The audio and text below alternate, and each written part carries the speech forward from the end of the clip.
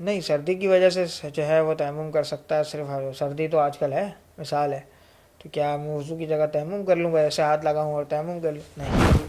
شریعت کے اندر حد ثابت کرنے کے لیے، سزا قائم کرنے کے لیے ویڈیو قائم مقام ہوگی اس چیز کے لیے؟ جہاں تک رہا ویڈیو کا معاملہ، آج کل یہ ویڈیو ہو گئی، آڈیو ہو گئی، تو کیا اس بنیاد پر فیصلہ کیا جا سکتا ہے؟ کیا اس کو ایویڈنس بنایا جا سکتا ہے؟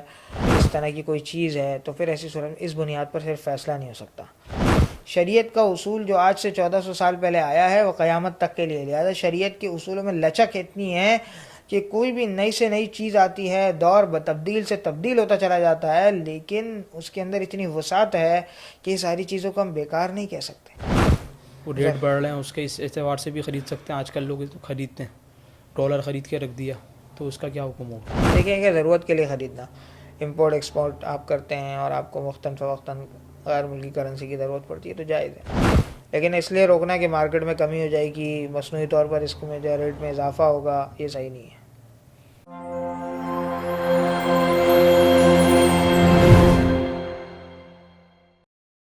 السلام علیکم ناظرین کرام، میں ہوں ادین الہی، الرحمان اکیڈمی کے پروگرام آپ کے مسائل کے حل میں خوش آمدید۔ آج ہمارے ساتھ موجود ہیں مہمان گرامی مفتی عفنان صاحب، جن سے ہم کچھ سوالات پوچھیں گے اور شریعت کی روشنی میں رہنمائی حاصل کریں گے انشاءاللہ۔ السلام علیکم ورحمۃ اللہ وبرکاتہ۔ وعلیکم السلام ورحمۃ اللہ۔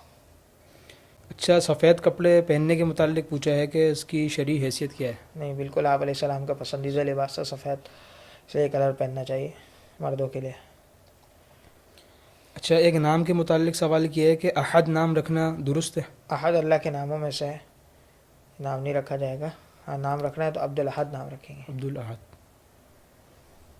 اچھا، ایک سوال یہ پوچھا ہے کہ غیر ملکی کرنسی اپنی ضرورت کے لیے خریدنا، تو اس کا کیا حکم ہے؟ غیر بالکل ملکی خرید کرنسی خرید سکتے کے ہیں۔ رکھ دی، وہ ریٹ بڑھ رہے ہیں، اس کے اس اعتبار سے بھی خرید سکتے ہیں، آج کل لوگ خریدتے ہیں، ڈالر خرید کے رکھ دیا، تو اس کا کیا حکم ہوگا؟ دیکھیں کہ ضرورت کے لیے خریدنا، امپورٹ ایکسپورٹ آپ کرتے ہیں اور آپ کو وقتاً فوقتاً غیر ملکی کرنسی کی ضرورت پڑتی ہے تو جائز ہے، لیکن اس لیے روکنا کہ مارکیٹ میں کمی ہو جائے گی، مصنوعی طور پر اس میں جو ریٹ میں اضافہ ہوگا، یہ صحیح نہیں ہے۔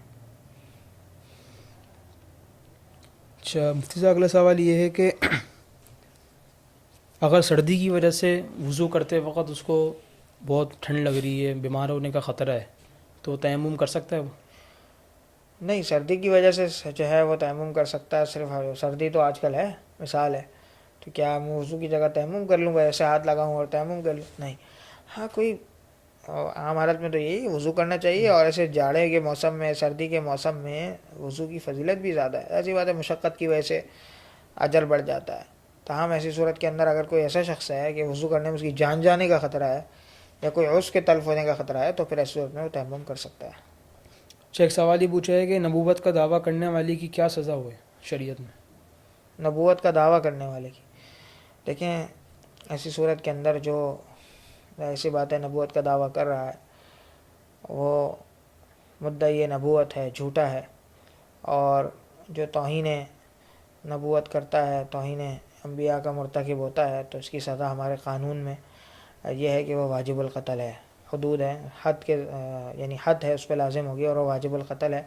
لیکن ایک عام آدمی کسی کو صرف اس بنیاد پہ اس کو قتل نہیں کر دے گا کہ اس نے دعویٰ کیا ہے، بلکہ یہ کہ اس کو عدالت کا دائرہ کار ہے وہاں تک جائے، وہاں ثابت ہو جائے تو عدالت کو سزا جاری کرنے کا اختیار ہے۔ لیکن ہوتا کیا ہے کہ اگر کسی کے متعلق کوئی ایسی بات مشہور ہو جاتی ہے تو لوگ خود ہی اس کے قاضی بن جاتے ہیں، خود ہی حاکم بن جاتے ہیں، تو اس میں بڑے مسائل کھڑے ہو جاتے ہیں۔ تو اگر کوئی ایسا مدعی نبوت ہوتا ہے تو اور اس کی بات عدالت میں ثابت ہو جاتی ہے تو عدالت کا جو 295 ہے علیہ بنی شق ہے، اس کی بنیاد پر عدالت سزا جاری کرتی ہے، تو ہمیں اپنی عدالت پر، اپنے قانون پر، اپنی مقننہ پر، اور اسی طریقے سے جو ہمارے کورٹ ہیں، قاضی ہیں، ان پر ہمیں اعتماد کرنا چاہیے، اور ان کو بھی چاہیے کہ ایسے کیسز کو سیریس بنیادوں پہ لیں اور جلد از جلد اس کا جو بھی اس کا منطقی انجام ہے اس تک اس کو پہنچائیں، تاکہ عوام وہ غصے میں آ کر یا اشتعال انگیزی میں مبتلا ہو کر کوئی نقصان نہ کریں۔ تو اس لیے بہرحال اگر کوئی ایسا کرتا ہے، آپ علیہ الصلاۃ والسلام کی صاف حدیث ہے، انا خاتم النبیین لا نبی بعدی، میں خاتم النبیین ہوں، میرے بعد کوئی نبی نہیں آئے گا۔ ایک اور حدیث میں ہے سیکون فی امتی ثلاثون کذابون دجالون، کلہم یزعم انہ نبی، کہ میرے بعد 30 جھوٹے نبی آئیں گے قیامت تک مختلف، اور وہ سب یہ دعویٰ کریں گے کہ وہ نبی ہیں اور وہ اپنے آپ کو نبی سمجھتے ہوں گے. یاد رکھو وہ جھوٹے ہیں، کذاب ہیں. آپ علیہ السلام کی پیشن گوئی صاف صاف واضح ہے. تو ظاہر سی بات ہے، تو جب ایسی بات ہے تو اس کو قانون کے دائرے میں لایا جائے اور اس کی جو سزا بنتی ہے وہ قانون دے گا. ایک عام آدمی کو اختیار نہیں ہے کہ کسی کے متعلق وہ محاذ کھڑا کر کے اس کو سزا دے. اچھا، آج کل کسی کو سزا قائم کرنے کے لیے ویڈیو کو بھی لایا جاتا ہے بیچ میں، تو شریعت کے اندر حد ثابت کرنے کے لیے، سزا قائم کرنے کے لیے ویڈیو قائم مقام ہوگی اس چیز کے لیے؟ دیکھیں یہ سوال آپ نے بہت لمبا کر دیا، اب میں اس کا جواب دے دیتا ہوں. دیکھیں بات یہ ہے کہ شریعت نے کرائٹیریا 2 ہی بنائے. ایک کرائٹیریا شریعت کا یہ کہ انسان آ کے خود جرم کا ارتکاب کر کے آئے اور خود اقرار کرے کہ ہاں مجھ سے جرم ہو گیا ہے، کہ چوری ہو گئی ہے مجھ سے، ڈاکہ ہو گیا ہے مجھ سے، زنا ہو گیا ہے، اور بھی کوئی جو بھی آیا اپنی زبان سے اگر کوئی اقرار کرتا ہے تو پھر جرم ثابت ہو جاتا ہے. بہرحال اس کے بھی کرائٹیریا ہیں. زنا میں کیا کرائٹیریا ہے، شراب میں کیا کرائٹیریا ہے. شراب میں یہ کہ منہ سے بدبو آ رہی ہو، زنا میں یہ کہ 4 دفعہ مختلف مجلسوں میں اقرار کرے، جو حدود کے قانون ہیں. دوسرا طریقہ یہ کہ گواہی دے. گواہی دے کا مطلب یہ کہ جو زنا ایسے ہی چلتے پھرتے ثابت نہیں ہوتا، 4 آدمی گواہی دیں، اور اس کی بھی خاص انداز ہے کس طرح دینا ہے. شراب میں بھی خاص انداز ہے، تو اس طرح کی گواہی دیں گے تو پھر ایسی صورت کے اندر یہ حدود ثابت ہوتی ہیں. تو جہاں تک رہا ویڈیو کا معاملہ، آج کل یہ ویڈیو ہو گئی، آڈیو ہو گئی، تو کیا اس بنیاد پر فیصلہ کیا جا سکتا ہے؟ کیا اس کو ایویڈنس بنایا جا سکتا ہے؟ کیا اس کی بنیاد پر حد جاری کی جا سکتی ہے؟ تو دیکھیں یہ جو ویڈیوز ہیں یا آڈیوز ہیں یا پھر اس طرح کی کوئی چیز ہے، تو پھر ایسی صورت اس بنیاد پر صرف فیصلہ نہیں ہو سکتا. تو آپ کیا کہیں گے؟ اب آپ کے ذہن میں خیال آئے گا کیا یہ بیکار ہے ساری چیزیں؟ مثال کے طور پہ کیمرے لگے ہوئے ہیں، اب کیمرے میں ایک آدمی آ رہا ہے، دکھائی دے رہا ہے آپ کو چوری کر رہا ہے، تو آپ اس کو ایسے ہی چھوڑ دو گے؟ ایسی باتیں نہیں. تو پھر کیا کریں؟ آپ کہتے ہو کہ بھائی یہ نہ اقرار کے قائم مقام ہے نہ گواہوں کے قائم مقام ہے. تو دیکھیں اس کو ذرا سمجھیں، یہ پوائنٹ یہاں کلیئر کریں.